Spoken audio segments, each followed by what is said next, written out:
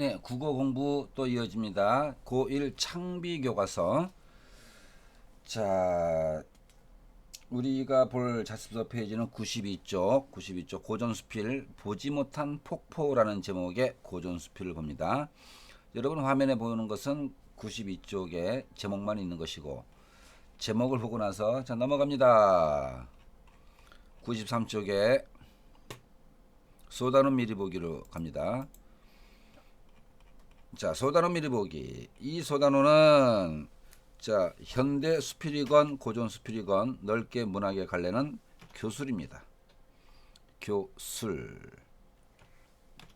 자, 교술 확인합니다. 교술 갈래의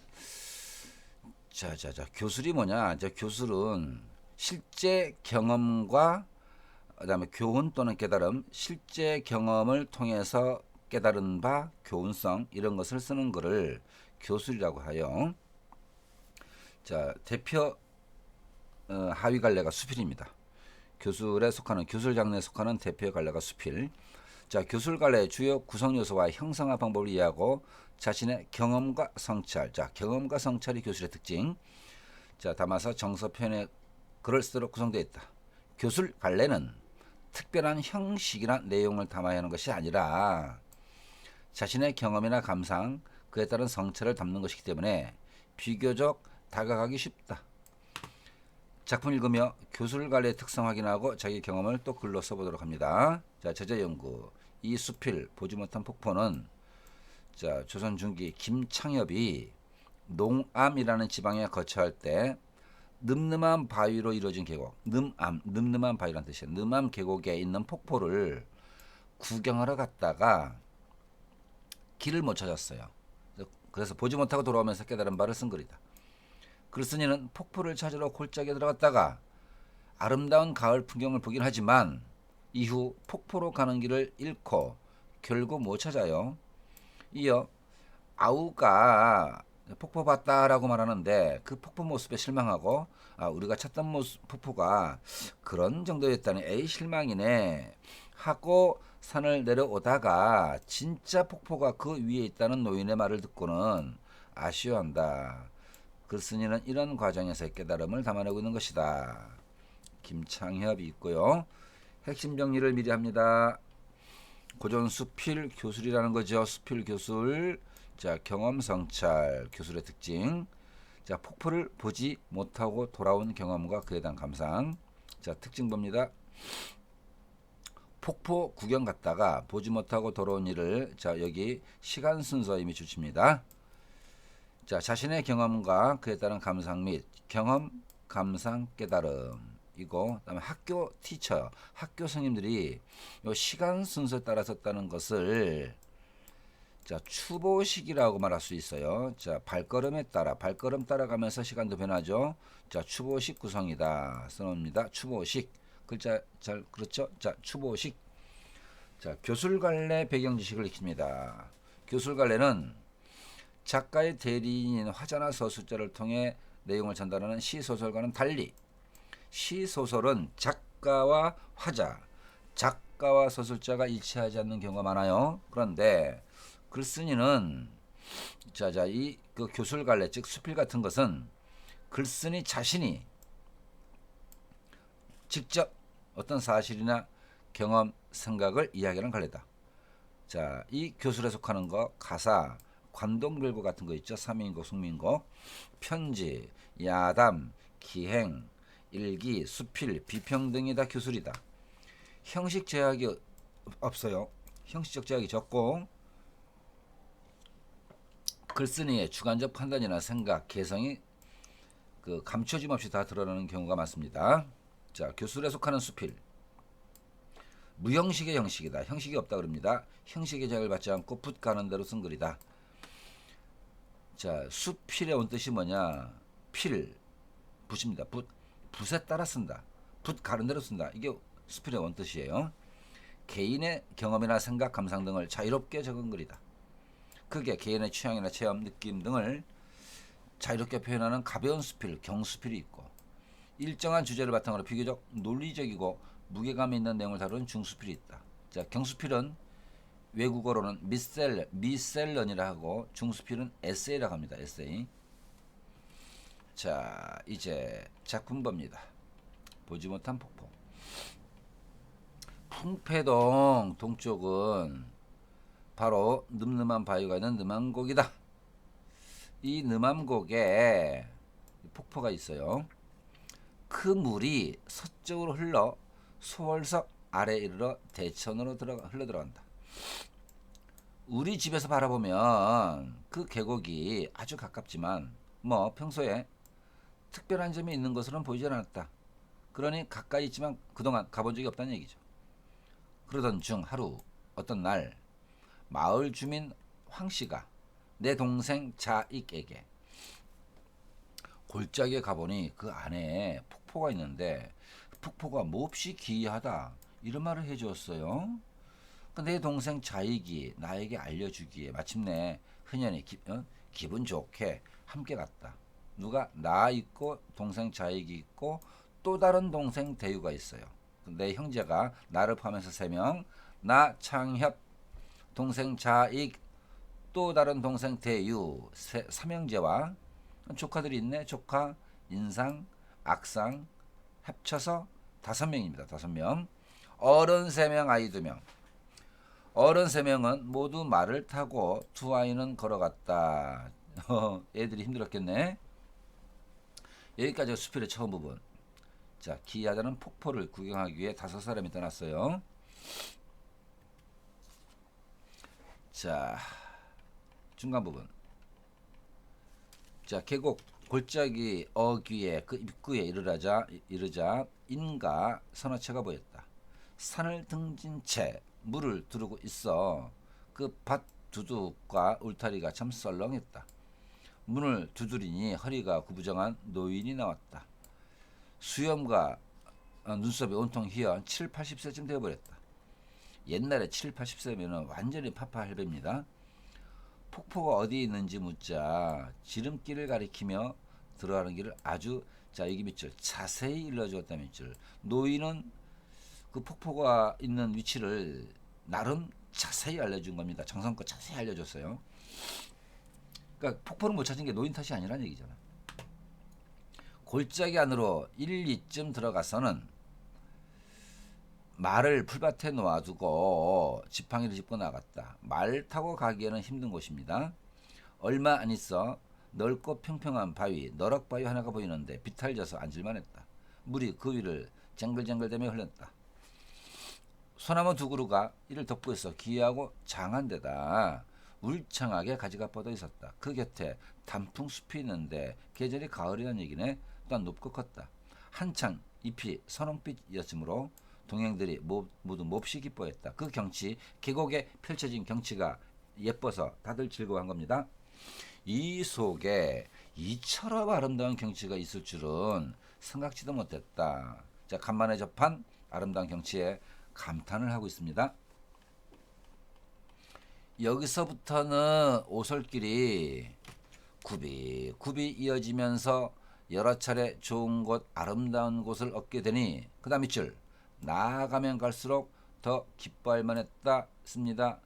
점, 입, 가, 경 이렇게 자만 쓸게요. 첫째만 점, 입, 가경, 점, 입, 점점 안으로 들어갈수록 가경, 가히 아름다운 경치가 펼쳐진다는 얘기죠. 점, 입, 가경.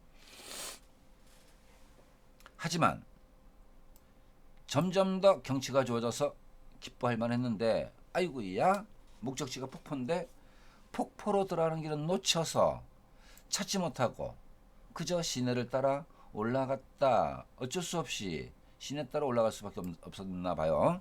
그렇게 5, 6리쯤 갔는데도 폭포는 종래 끝내 찾을 수가 없었다. 실패, 실망감. 노인의 잘못이 아니다. 이 사람들 일행의 잘못이에요. 5명이나 갔는데 이 길을 못 찾았다는 게 좀 그러네요.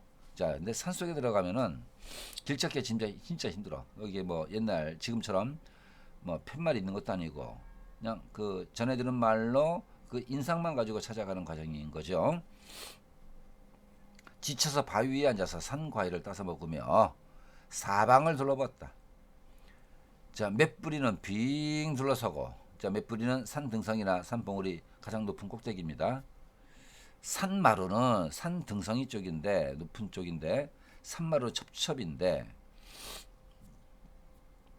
시내 골짜기는 깊고도 그윽해. 바라다 보이는 것은 온통 설이 맞은 숲에 붉고 누런 단풍뿐이었다. 경치가 좋아요. 동북 쪽은 경계가 더욱 극이 빼어나 바라보니 은은하에 마치 뭔가 신기한 것이 있을 것만 같은 그런지라 마음이 몹시 즐거웠다. 이 아름다운 풍경 속에 폭포가 있겠지. 어? 폭포가 이 아름다운 풍경 어딘가에 있을 거니까 대단하겠지 라고 이제 기대를 하게 됩니다. 아직 못 찾았어요. 날은 이미 뉘엿뉘엿졌지만 그래도 또 폭포를 놓칠 수가 없어. 다시금 왔던 길, 옛길 왔던 길을 따라서 내려가 비로소 한 갈래 좁은 길을 찾았다. 앞서 노인이 말해준 것과 비슷해서 시험삼아 그 길을 따라가 보았다. 자, 얼마 못 가 바로 자 산등성이 동그라미입니다. 자, 가다 보니 산등성이라 점점 올라가기만 했어. 폭포는 안 보여. 그래서 실은 여기서 자 뒤에 이걸 다 읽어보면은 이 산등성이를 따라 좀 더 올라갔어야 되는데 이제 의심을 품게 된 거죠. 마침내 폭포가 있는 곳은 알 수가 없었다. 이 산등성이를 따라 점점 올라간들 폭포를 볼 수는 없으리라 라고 단정을 지어보는 겁니다. 얼마 후 골짜기 안에서 사람 소리가 들렸다. 사람 소리 밑줄. 누구냐? 동생 자익입니다. 자익이 먼저 시내로 내려갔다가 자 이곳에 그 골짜기 안쪽에 일은 도착한 것이었다. 동생 말이 자기가 폭포를 보았다 하므로 자 이제 자익은 밑에 가 있고 자 자익이 먼저 시내로 내려갔다가 폭포를 보았다는 겁니다. 어찌 생겼냐고 묻자 검은 바위가 드높게 겹겹이 바위가 포개져 있는데 약한 물줄기가 이를 덮어 결론 조금도 볼만한 게 없다. 이게 동생 자익의 보고였어요. 뭐 대단한 폭포라고 할 만한 것이 없다. 볼만한 게 없다. 이렇게 전달합니다. 내가 대위와 서로 보면서 이제 입을 벌려 웃으며 말했습니다. 허탈한 웃음인 거죠. 이렇게 말했어요. 이런 것, 이렇게 볼만한 것이 없는 것을 구경하자고 우리가 발품, 이게 걸어다니는 수고를 하겠는가? 에이, 허탈하다. 마침내 가지 않고, 자, 동생 자익이 발견했다는 볼품없는 폭포 그쪽으로 가지 않고 돌아와 빌탈진 바위 위에서 밥을 먹었다. 그 자익이 웃으며 쓴 웃음 짓겠죠? 말했다. 오늘 이후로 마땅히 천하의 미술칩니다. 천하의 말만 번드레한 못 믿을 인사들, 못 믿을 사람들이 더욱 싫어질 듯합니다. 자, 번드레한 말로 혹하게 해서 고생시켰다는 거죠. 근데 실속이 없어. 누구냐? 황씨 연결시킵니다. 황씨가 한 말에 대해서 말만 번드레할 뿐 실속이 없네. 아니 황씨 말인지 안 믿을 거야. 이런 것인데 황씨에게 속았다고 생각하는 거죠. 속금한 것을 유감스러워한 것이었다. 자, 황씨를 원망합니다. 다시 황씨 말을 듣나 봐라. 자, 이제 마무리 부분. 산에서 내려온 뒤 길을 알려준 노인을 만나 자, 본 것을 얘기하자. 노인이 말했다. 아닙니다. 그 말고 그 위에 진짜 폭포가 있습니다. 하지만 당신들이 한 것처럼 냇물을 따라서 아래쪽으로 내려가면 길이 끊겨 그 폭포에 도달할 수가 없어요. 자, 여기 동그라미 산등성이. 당신들이 갔다가 내려온 그 산등성이를 따라서 좀 더 가야 그쪽에 이르러 위에서 아래로 굽어볼 수가 있답니다. 자, 아래쪽 시내 쪽으로는 길이 끊겨 갈 수가 없고 산등성이 쪽으로 가야지 위에서 아래로 내려다볼 수가 있다. 라고 말해주는 거야. 그저야 내가 갔던 길이 폭포로 가는 바른 길인 줄 알았다. 아이고 안타깝죠. 좀 더 애를 써서 계속 산등성이 쪽만 보이니까 설마 폭포가 있겠나 싶었는데 좀 더 애를 써서 앞으로 나아가지 못한 것이 안타까울 뿐이었다. 안타까움. 하지만 또한 자, 진짜 폭포는 못 본 게 일단 안타깝긴 하지만 또 이제 위안이 되는 게 있어요. 폭포의 실제 모습이 자익이 본 허접한 그 정도에 그치는 것이 아니다. 이제 허접하지 않다. 라고 노인이 말해줘서 그것이 기뻤고. 자, 우리가 발견하지 못한 폭포는 자익이 발견한 폭포하고는 급이 다르다는 거죠. 그래서 기뻤고. 잠시 남겨도 뒷날에 유람할 거리로 삼게 된 것이 뒷날 다음에 또 시간이 될 때 가서 구경해야지. 자, 그래서 뒷날 구경거리로 삼게 된 것이 더욱 여운이 있음을 깨달았다. 자, 해서 노인의 말을 듣고 이제 자, 비록 못 본 것은 아쉽고 안타깝지만 뒷날 보면 되잖아. 긍정적으로 생각하는 쪽으로 바뀌었습니다. 이날 그 폭포를 찾으러 유람한 날은 신민년 8월 20일이었고 그 다음날 8월 22일에 이 글을 쓴다 해서 일기처럼 이렇게 이 글을 쓴 날짜를 알 수 있게 기록을 해놨습니다. 자, 마지막에 폭포를 보지 못한 데 대한 그 깨달음과 글을 쓴 이유까지 제시되어 있어요. 자, 학습활동 가봅니다. 자, 공간의 이동에 따라 공간의 이동이고 시간적 순서죠. 이걸 공간의 이동, 시간적 순서. 자, 노인에게 폭포가 어디 있는지 묻자 노인이 알려줍니다. 자, 골짜기는 너럭바 위에서 단풍 든 숲의 아름다움에 감탄을 하죠. 그런데 폭포 가는 길을 놓쳤어요. 헤맵니다. 폭포를 보았다는 자익으로부터 보잘것없다는 말을 듣고 황 씨에게 속았다라고 여겨 유감스럽니다. 노인을 다시 만나 진짜 폭포는 그게 아니다는 말을 듣고 안타깝지만은 그래도 자, 그 작은 폭포보다는 급이 다르다는 데서 기쁨을 느끼고 그 다음에 또 가서 봐야지라는 데서 여운을 남기고 있습니다. 자, 글쓴이가 깨달은 바를 파악하고 나의 생각을 말해보자. 마지막 부분에서 글쓴이가 안타까움과 기쁨을 느낀 까닭과 깨달은 바. 글쓴이는 자기가 가던 길이 바른 길임에도 불구하고 더 가지 않아 진짜 폭포를 보지 못한 것에 대한 안타까움을 느꼈다. 한편으로는 진짜 폭포가 있으니까 뒷날에 유람할 거리가 있음에 자, 기뻐했다. 안타까움, 기쁨입니다. 자, 이제 독자로서 우리가 느낀 바는 무엇인가? 글쓴이가 조금만 더 폭포를 찾았다면 진짜 폭포 볼 수 있었을 텐데 그러지 못한 점이 안타까워요. 자신의 생각이 옳다면 끝까지 밀고 나가는 힘도 있어야 한다고 생각해요. 그렇죠? 이런 생각 들 수 있죠? 다른 사람의 말을 함부로 판단하는 것은 좋지 않다고 생각해요. 막 황씨에 대해서 비난했죠.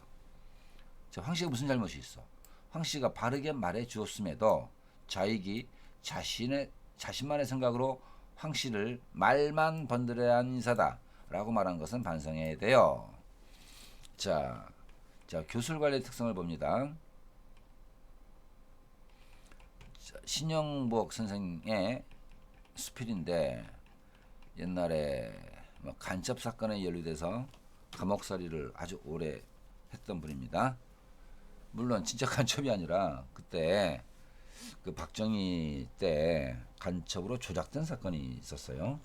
서울대 경제학과 출신이고 육군사관학교 교수로 있었는데 갑자기 그 사건에 연루돼 가지고 붙잡혀 가서 고문도 받고 해서 인생이 망가졌었죠. 근데 워낙 그 유명한 학자라서 전 세계적 구명 운동도 있고 해서 나중에 감옥살이 한 수십 년 했습니다. 하다가 나중에 풀려났어요. 풀려나서 얼마 전에 몇 년 전에 아마 돌아가셨던 분이죠. 우리 처음이라는 소주의 그 필체 신영보 선생이 쓴 것이고 그 많은 그 감명을 주는 글들을 많이 남겼습니다. 주로 많은 글들이 감옥에서 쓴 글입니다. 자, 이 글 역시 감옥에서 쓴 글. 감옥에서 경험을 바탕으로 나와서 쓴 글입니다. 노인 목수 한 분 있습니다. 언젠가 그 노인이 내게 뭘 설명하면서 땅바닥에 집을 그렸습니다. 그 그림에서 내가 받은 충격은 잊을 수 없습니다. 집 그리는 순서가 내가 그린 순서와 너무 판이하게 달랐기 때문입니다. 지붕부터 그리는 우리의 순서와는 거꾸로였습니다. 먼저 주춧돌 그리고 기둥, 도리, 들보, 석가래 맨 마지막에 지붕의 순서를 그렸습니다. 그가 집을 그리는 순서는 실제로 집을 짓는 순서였습니다. 이라는 사람의 그림이었습니다. 세상에 지붕부터 지을 수 있는 집은 없습니다. 그럼에도 불구하고 지붕부터 그려온 나의 무심함이 부끄러웠습니다. 나의 책장이, 나의 서가가 한꺼번에 무너지는 낭패감. 서가가 책장이라는 뜻인데 이 글에서는 내가 주로 책을 통해서 얻은 나의 지식체계죠. 책을 읽으면서 형성된 나의 지식체계가 붕괴되는 낭패감이었습니다. 나는 지금도 책을 읽다가 건축이라는 단어를 만나면 한동안 큰 노인의 얼굴을 상기합니다. 노인에게서 한 수 배웠다는 것이죠. 자, 이렇게 지혜로운 인물 노인이 소개됐고, 차칠이라는 바보가 있어요. 차칠이. 어느 날 시장에 신발을 사러 가기 위해 자기 발의 크기를 본으로 떴습니다. 이를테면 종이 위에 발을 올려놓고 발의 윤곽을 그렸습니다. 한자로 걸 탁이라 합니다. 탁번 뜬다 그러죠. 그러나 막상 그가 시장에 갈 때는 깜빡 잊고 탁을 집에 두고 갔네. 신발 가게 앞에 와서야 탁을 집에다 두고 온 것을 깨닫고는 그 탁본을 가지러 집으로 되돌아갔습니다. 바보죠. 제법 먼 길을 되돌아가서 그 탁을 가지고 다시 시장에 갔을 때는 이미 장이 파하고 난 뒤 그 사연 듣고 사람들이 말했습니다. 야, 이 바보야, 탁을 가지고 집까지 왜 가? 당신 발 있잖아, 발로 신발 신어보면 될 일 아니요? 하자 차칠이 대답하기를, 아무리 하면 발이 탁만큼 정확하겠습니까? 아이고야, 이런 인간 참 인생 살기 힘들겠다. 주춧돌부터 집을 그리던 그 노인이 바로 발로 실제의 자기 발로 신어보고 신발을 사는 사람이라면,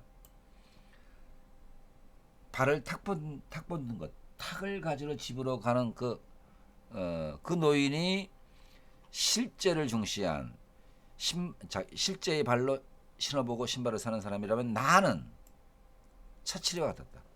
탁을 가지러 집으로 가는 차칠이었습니다.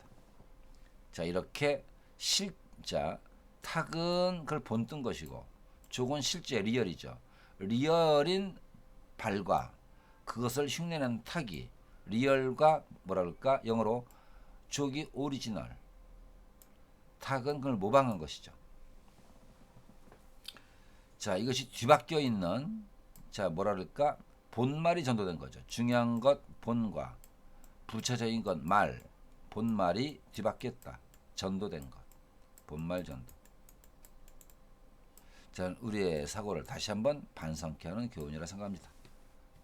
자, 요 수필 정리합니다. 수필, 체험적, 교훈적. 자, 삶의 실제적 본질을 추구하는 것이 중요하다는 것. 자, 그 노인과 차칠이 대조되는 예를 통해 그리스도가 어떤 삶을 지향하는지를 드러냈어요. 자, 다른 분야의 유사성, 유추의 방식을 통해 어려운 내용을 쉽게 설명했습니다. 자, 그 다음에 이 신영복 선생의 수필 짜임을 봅니다. 자, 처음에 노인 목수 그림에서 받은 깨달음, 차칠이의 어리석은 일화, 삶의 실제적 본질을 추구하는 그런 노인 목수와 같은 사고의 중요성을 제시한 거죠.